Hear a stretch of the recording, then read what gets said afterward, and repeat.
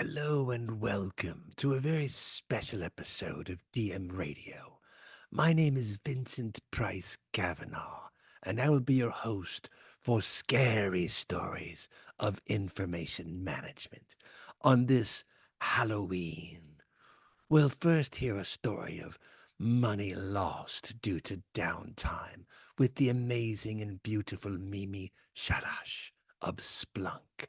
Then we'll hear some scary stories that yours truly has seen over the years, including the titans of Cloudera and Hortonworks, how they fell apart, then merged, then got eclipsed, perhaps because of Apache Spark. But first, Momtash or Mimi Shalash. Maybe I'll throw it over to you. These are crazy times. And if you're not paying attention to what's happening in your information systems, then you're going to get taken to the cleaners. Like, how do you begin the journey when you talk to someone, to a larger organization that they have security protocols and systems, and they tend to be siloed, which I think is already a bad idea because security, Sure. governance, compliance, risk management, it's all the same stuff. So really, it should be a comprehensive view that you have. But how do you start the conversation? How do you get people to pay attention to what matters? Oh, that's a $1 million question, Eric. And first of all, thank you for that introduction. This is Yeah. obviously being recorded. So what I'm going to do is find it and just put it on replay for every customer-facing conversation I have. And you're spot on in terms of making sure that Splunk positions themselves in the market for our customers to be able to shed light on why this is such a critical topic. Splunk recently launched the hidden costs of downtime report. And really, there's three critical themes that we lead with when we discuss this with executives, for example. And that's revenue, hidden costs, and then, of course, the biggest one is human error. So revenue, pretty simple, right? Lost revenue is the top right now at $49 million annually. So Wow. the recovery taking upwards on average, Eric, of 75 days. And that includes variables like missed SLA penalties, for example. Hidden costs, which is a little bit harder for our customers to measure, but equally damaging. This could be diminished productivity, customer churn, think reduced shareholder value, brand impact, and delayed time to market, which is critical for customers that want to prioritize observability. And then human error. So the leading cause of downtime, Eric, contributing significantly to recovery time, again, that 75 days on average, and compounding losses. Now, what's fascinating in this report is there are three stats. So 56% of downtime incidents are due to security incidents like phishing attacks. 44% of downtime originates from application or infrastructure issues like software failure. But for both, human error is the biggest offender for both Hmm. scenarios. Yeah, and that's not really surprising, right? I mean, human error is a very serious deal, and you can work all day long building out guardrails in your processes and your information systems, and people can find ways to mess things up. They can do things intentionally, they can do things unintentionally. Both are damaging. So being able to understand when that happens and sort of rewind and play back what happened, that's one of the most critical things you can have, right? Is the ability to first you have to capture all the data, analyze the data. Maybe you analyze it as it's streaming. That's a new thing that's really taking off, streaming analytics, for example. But being able to identify what happened and then find a way through your recipe book or an algorithm or something to minimize that happening again, that's really the path you want to go down, right? Absolutely. Eric, you said that really well. So at Splunk, Cisco, there are three themes that we see a lot of our customers prioritizing. So that's visibility, that's earlier detection to avoid business impacting issues, and then of course, control. But you just touched on the second. So my favorite example is actually a large business analytics leader. So they support over 480 million organizations across 256 countries and 28,000 data sources, plus or minus a couple degrees there if we want to be really precise. But what was their biggest problem is they needed to generate $10 million over 3 years. They had this top level initiative that Hmm. they wanted to build an observability strategy to detect issues before they became impacting during multi-day outages while Wow. simultaneously building new critical apps. super simple, right? Being completely sarcastic. Right. With Splunk, they were actually able to get to a point where they saved 30% of direct spend, 15% on efficiency across their total full-time employees, and they resolved recurring P1 and P2 issues that ultimately were impacting their revenue targets. So much so, Eric, that the senior director of SRE, he was on one of our customer-facing panels. If I have time, hold me to it and I'll send you the link. It's customer and public facing. And he, couldn't name names in terms of the competition, but essentially when they switched to a standard that was both open and developer centric, it allowed him to also attract a talent pool to focus on building versus reacting to tech. So you of course have the tech piece, but you also have the people and process element that is really important to our customers as well. And that's a very, very interesting point to bring up, and I think it's one of the most underappreciated aspects of this space, and frankly of all very serious business environments, is the people and the culture. And culture is a very difficult thing to ascertain. It's a hard thing to change, but you certainly can feel it when there's a good culture in a company. And there are certain indicators you can look at, like turnover. If people stick around for a long time, probably a pretty good culture there. If people are leaving all the time, maybe not the best culture. But getting the right people and understanding the chemistry of the groups is of crucial importance. I mean, especially with developers, I think as developers have to be so focused on what they're doing. I've got some good developer friends who tell me that, being able to put the headphones on and just zone into what you're doing is crucially important. It's not like the stuff I do where it's like go bouncing all around here, there, and these fun ideas. No, you have to stay very focused on what you're trying to build and understand what's coming into it and what's going out of it. And if you have a good team that supports each other, that's going to lead to very, very positive results, irrespective of the technology, the use case, the workloads, or whatever. If they're good people who work well together, good things are going to happen, right? 100%. So well said. And it actually makes me think about, because this is where AI gets really, really exciting. And we start talking about what we can do to make people's jobs easier. Maybe easier is not the right word, but allow them to prioritize their time on the things that get developers and engineers excited. I wish I would have made my family proud and gone and pursued like engineering or a developer role. Things worked out differently and obviously well. But I think about defining good performance, and that's really tough for a lot of our customers, a lot of our developers, because it takes a ton of manual effort. So developers typically have to use historical data to set API thresholds. AI can really take and start analyzing that data at scale, detecting patterns, predicting optimal performance, and taking that cognitive load off of the team. So to your point, they can focus on culture. Another exciting opportunity we see with AI and observability are the AI assistants. So natural language coming in and answering environment-specific questions like how many services are running to what's the highest response time on like the famous t-shirt company. We all know who that is. But we find that it's going to empower accessibility and speed up troubleshooting. So our developers and our engineers are spending time coding and focusing on innovation rather than reactive troubleshooting time in war rooms, because that's no fun for anyone. Yeah, and this is another really, really good point. One of my soapbox issues is morale, and that when morale is high, good things are going to happen. So then the question becomes, well, when does morale get low? And there are lots of different friction points, is the term I like to use. What is a friction point? Well, it's not being able to get to the bottom of something quickly, or it's not being heard, or feeling not like you're not being heard. Even if you are being heard, if you feel like you're not being heard, that is not good for morale. And to your point now, the beauty of AI and some of these newer technologies is that they can expedite the path to resolution, and they can expedite the path to understanding what's happening. When you're troubleshooting, that's an incredibly frustrating experience if you can't get to the bottom of something. And I was just talking to a gentleman today, right before this call, absolutely fascinating. You got to look into this hypernomics. Have you heard of this? Hypernomics? I have not. It's going to Adding blow your it to mind. my list immediately. I'm going to send it. This whole conversation was fantastic. So he talks about being able to take multiple different factors in the manufacture of planes, of Mm, jet airplanes and other, heavy duty hardware. There's cost, there's materials, there's how far it can go.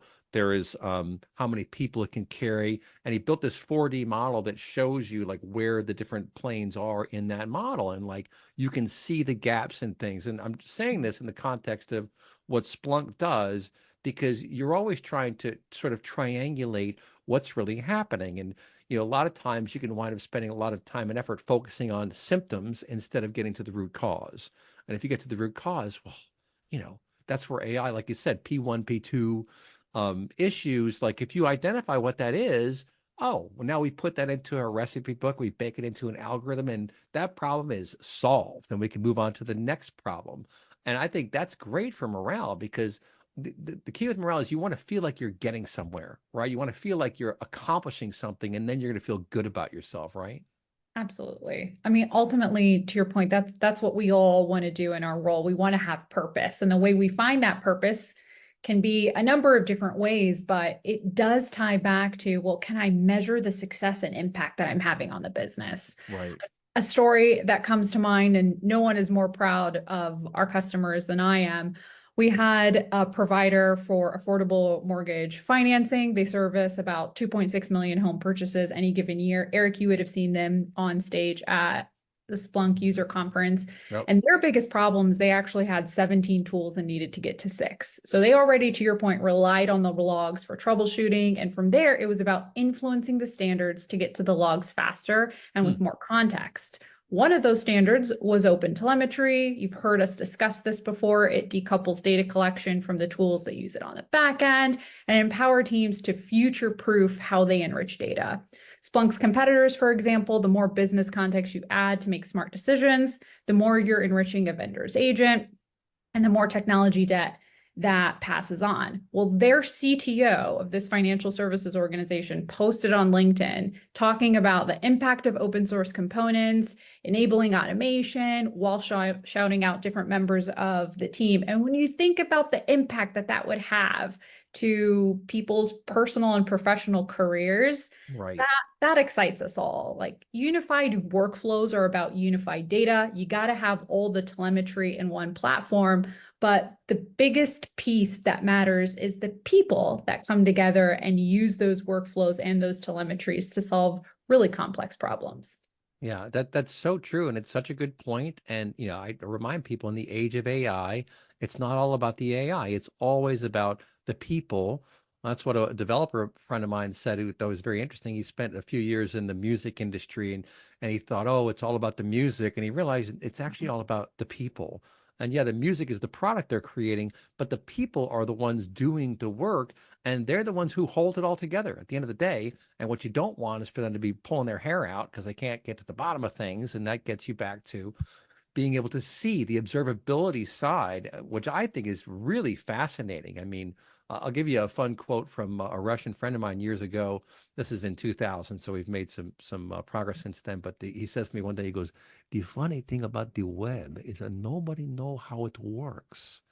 All we know is it works." Oh, that's Right? awesome. And like we're now, but even still, like we're much further along in being able to see, CPU usage, network activity, downtime, disk failures, all these kinds of things, network traffic, but it's very unwieldy. And I think that's one of the challenges, right? And where Splunk has done a very good job, because you talk about logs, metrics, and tracers, these are very different things. And being Absolutely. able to visualize that in some meaningful way, that's extremely difficult. But if you do it right, I mean, this report you've got, it says what? The downtime cost global 2000 companies $400 billion. That's like 4/10 of a trillion. That is an astonishing number, right? Absolutely. Absolutely. First of all, it's hilarious that your friend said Isn't that. that funny? They're very astute, very astute. But to your point, that astronomical number, what that translates to is just about 200 million per company. So I'm taking this from a fabulous customer of mine, but their CTO has gone on record multiple times and said, just because a server is happy doesn't mean your customers are happy. Ooh. And so it's such a good one, right? Like clickbait to the extreme. Just because your server is happy doesn't mean your customers are happy. And Ouch.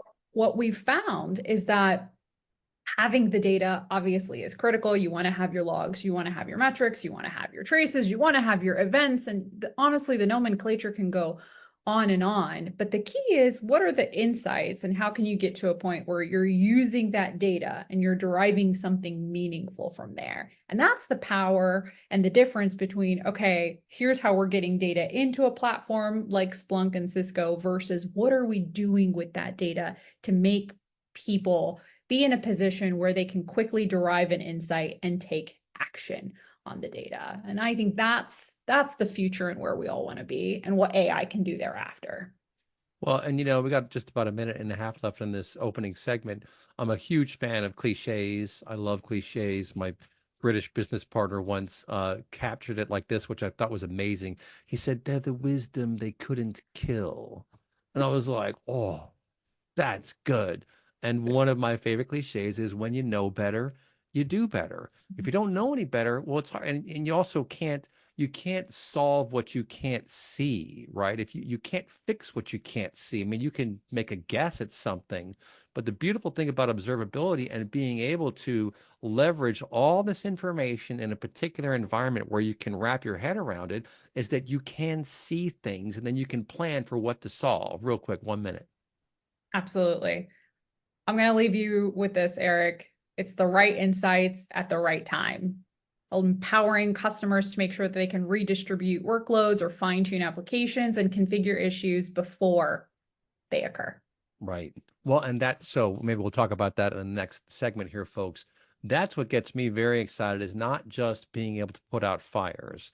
Well, what was it? I'll end this segment with one of my favorite lines. I'm a huge fan of Eastern philosophy, and Lao Tzu has this great line. I'll never forget. It just really struck me. He goes, "It is good to deflect an attack. It is better to not be attacked in the first place." It's like, oh man. Mic That's drop a, moment. it's just so powerful because it's like, yeah, it's fun to be able to deflect an attack, but do you want to be deflecting attacks? No, you don't want to be attacked. And that's a posture issue.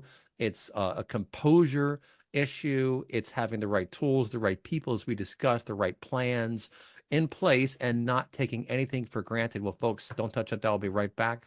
All right, folks, back here on Inside Analysis with the amazing Mimi Shalash of Splunk. She's a real expert in the field and understands about working with customers, but also working with developers and the business leaders and the IT teams and all these folks who have very different personalities and very different needs. And we want everyone at the table. We want people to feel like they're being heard and understood. And we've been talking about this report, this remarkable report. Splunk report shows downtime costs global 2,000 companies $400 billion annually. I mean, that's a lot of money to throw out the window. And let's not forget that when you're losing money due to downtime, you're also creating terrible customer experience, terrible partner experience. That's how you lose clients, right, Mimi? Absolutely, Eric. And just to recap and extrapolate a little bit on those nuggets. So averaging $200 million lost per company from a cost of digital downtime, hidden costs being things that are more difficult to measure, but damaging. So we discussed diminished productivity, customer churn, shareholder value, brand and reputation, which is why a big focus at Splunk and Cisco is creating better control of data and costs. So let's take a story. Leading career website. They're home to over 49 million resumes with 200,000 member companies looking for employees. I hope no one is in a position where they have to use this provider, but a great provider nonetheless. And their biggest problem was controlling hidden costs. So one of their SRE leads actually said that with another observability provider, he would turn on a function, have to call support to turn it off. And in that time span of 24 to 48 hours, get hit with a $30,000 licensing invoice. Can you imagine? Wow. It's actually surprising. He didn't get fired, and I'm happy to report that the vendor got fired instead, as they should. So Wow. by migrating over to a platform that gave them that fine-grained control on ingest, flexibility with a pooled licensing contract, flexibility at being able to bill at a monthly average versus like penalized for inevitable temporary spikes that exist in ephemeral environments. Hmm. This is where having Splunk and Cisco's go forward strategy with built-in guardrails, easy rollbacks, given user restriction on certain applications. And the theme is that it's about control and it's about power. But that's only healthy, Eric, if we're talking about it in the context of observability and nothing else. Yeah, no, but this is really interesting stuff. So now you're talking about FinOps, Mhm. fintech, and FinOps is extremely important because as of just a couple of years ago, it was very difficult to know that. But when you have that fine-grained capacity to know how much this function is going to cost in this environment for that period of time, that's very useful. And let's face it, everyone has to be a little flexible these days. If you're not flexible, well, what's the old thing about the reed and the wind? It doesn't break, it bends, right? But it won't bend all the way until it's ripped out, unless a hurricane comes through, and you don't want that.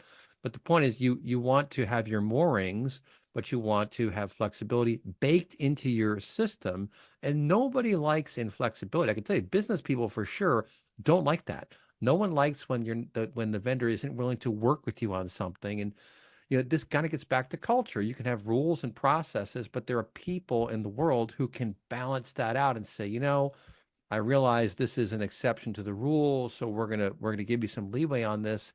That's a cultural dynamic, and it's a very savvy business awareness, I would say. What would you say? I think you're spot on. I think about some of our most successful and advanced customers, and they typically follow a similar journey. Like there are patterns across all of our customers, and that's they'll start with data visualization and then problem detection, data correlation analysis, and remediation.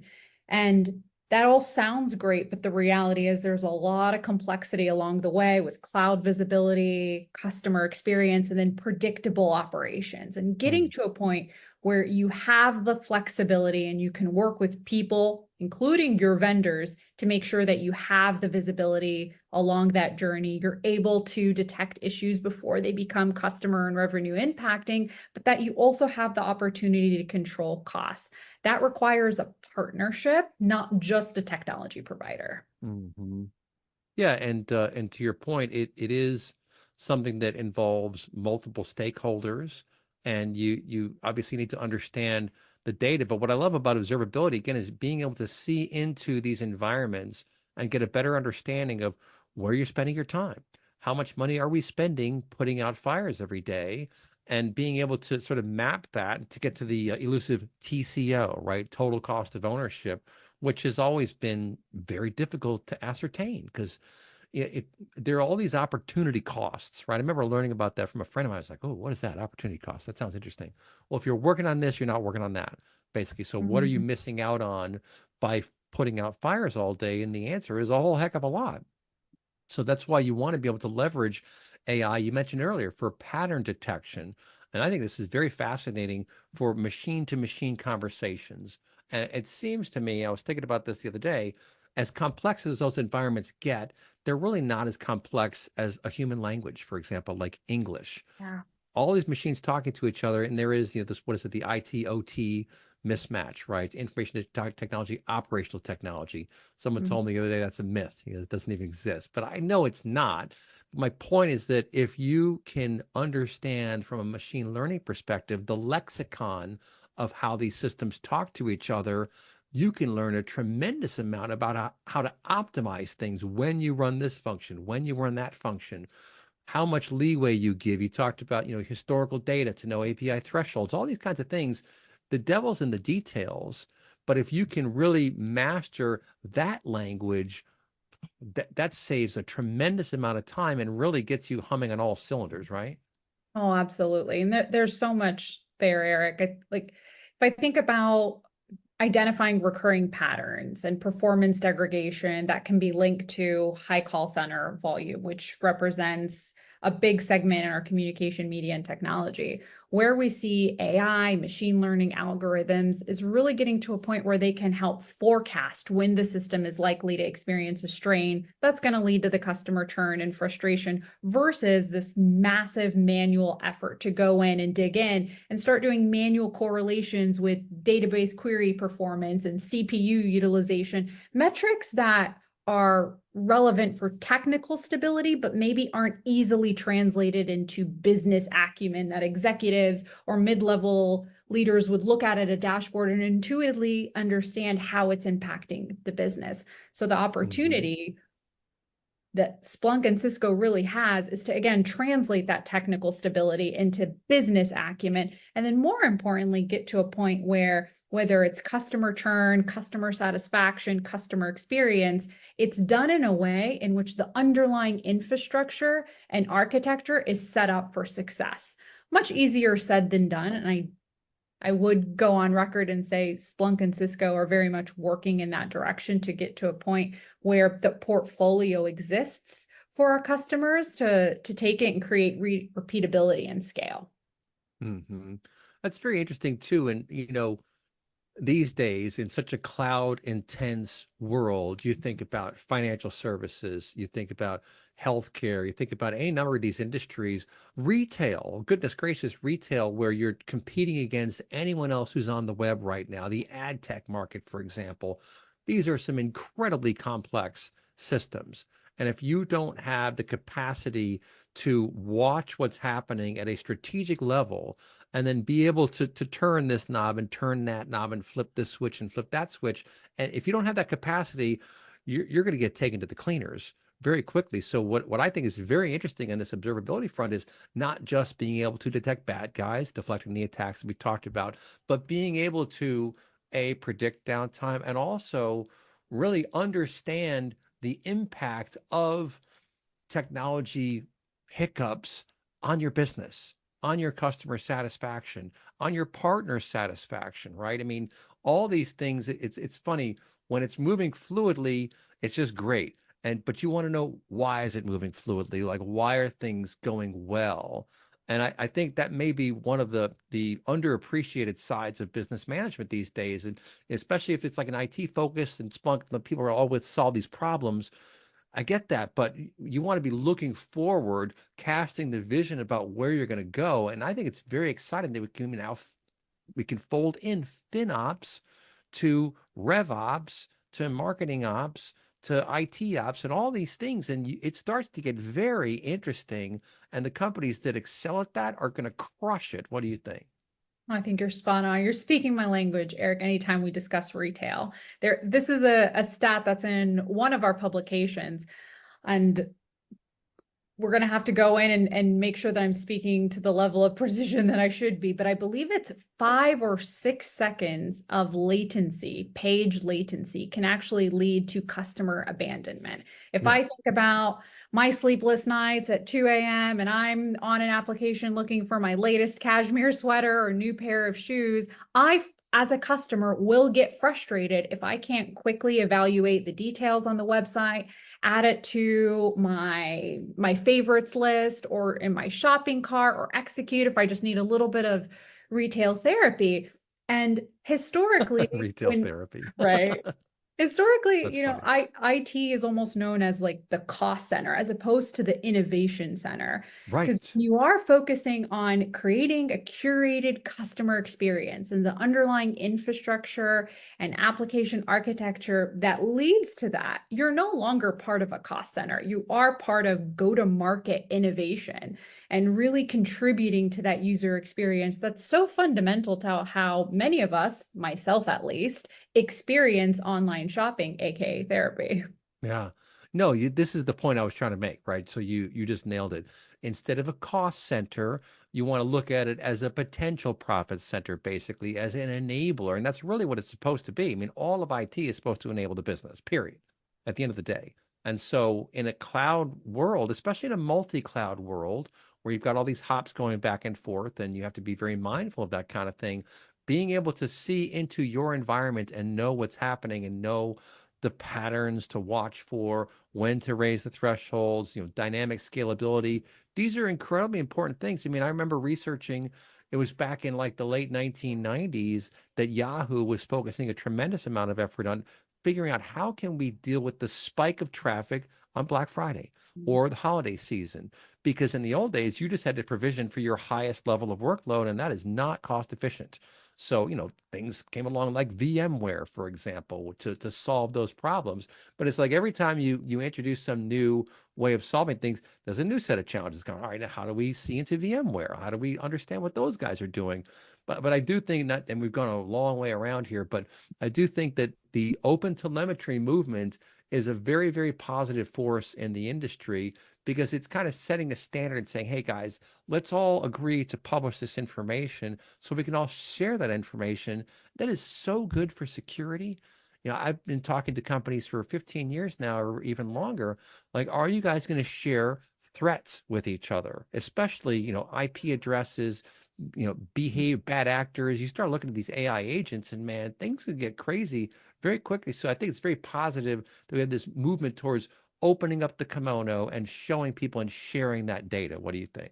Oh, spot on, Eric. And I do want to go back to your comment about the infrastructure that exists to help with scalability across spikes, whether it's Black Friday or different seasonality. And that really is the whole purpose of microservices and cloud native architecture, is that you can take your shop cart and scale it up without having to pay for the entire infrastructure costs across the entire landscape. And obviously, that's the beauty and the plus of microservices or cloud native architecture, is you can scale up and down as the business needs. But the downside of that is you have a lot more complexities. It's arguably much harder to Right. map, hey, what's happening on the Right. front end to the back end, and how does that impact the network? We all like to blame the network team, except we can't do that now that we're going into Cisco. The network are our friend. But That's funny. the opportunity and ultimately what open telemetry is solving for is there's no commercial vendor that has accounted for every single form of data collection. You could have a web server, a couple hundred microservices that are all sending data structured differently. That's the problem that open telemetry has solved for. And many industry leaders have gone on record and said the opportunity for open telemetry is that it's the great leveler. It's forcing vendors to now get really good at investing in back-end architecture as opposed to the R&D that goes into a proprietary agent. So leveling out the industry with getting data in best practices and open standards through open telemetry, forcing the Splunk and Cisco's of the world to prioritize proprietary architecture, like separating the metadata from the metric store, so two databases to account for real time and scalability, streaming architecture, like you mentioned earlier, being able to analyze and aggregate millions of combinations of telemetry tags and tag it with business relevant context. Those are all going to be back-end architecture that customers can now challenge their vendors to articulate to them Oh. versus what have you done for the agent to make it easy to get data into the system? Those are two different things. Right. See that Mimi just threw down the gauntlet. You need to challenge your vendors. Challenge the You vendors. heard it Ask here. ask them the hard questions. I tell you what, the good ones want the hard questions, folks. So don't be afraid to ask the hard questions. That's how you get your answers. Don't touch that. I'll be right back. Welcome back to a very special episode of DM Radio. This is your host, Vincent Price Kavanagh, with a story of scary things in the past of data management. Years ago, there was a disturbance in the force called Hadoop, and Hadoop wound up becoming a strange left turn for the entire industry. There were two companies that rose to the top of the Hadoop stack, Cloudera and Hortonworks.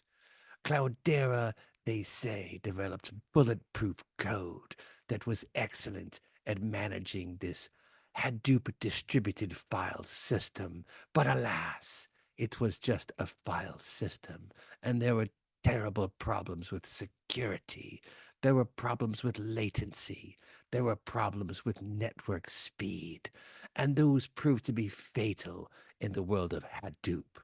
And in fact, years later, Amazon would come around with S3 storage, and the whole value prop for Hadoop had turned into cheap storage that got blown out the window by Amazon.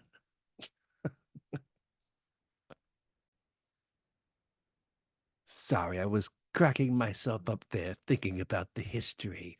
Well, Cloudera and Hortonworks went at it tooth and nail for many years, fighting over the projects, fighting over the clients. Hortonworks came along and had the pure spirit of open source, or at least that's what they said. But Hortonworks named their projects with silly names like Pig and Hive, and I heard that the code base of Hive got tremendously out of hand and caused all sorts of problems. They came up with Tez, which sounds like Pez, the candy. It was supposed to make things easier, but really it made things very, very hard. And then along came something called Apache Spark. And a little bird once told yours truly that the people who built Spark offered it to both Cloudera and Hortonworks, and both thumbed their noses at it. Foolishly they did, for years later, Cloudera and Hortonworks could no longer survive on their own, and after years of bitter fighting, animosity, acrimony, they merged in one of the strangest mergers in the history of our industry. Yes, they merged perhaps because they thumbed their noses at Apache Spark, which went on to be the foundation of a company called Databricks. And Ali Godsi and his team of warriors built this incredible company on the back of Apache Spark. Mark Andreessen stepped into the picture, got them lots of money, and now they're worth a tremendous amount of cash. In fact, Cloudera is worth about 4.7 billion today. Databricks is valued at $43 billion. That's nearly 10 times the size of Cloudera.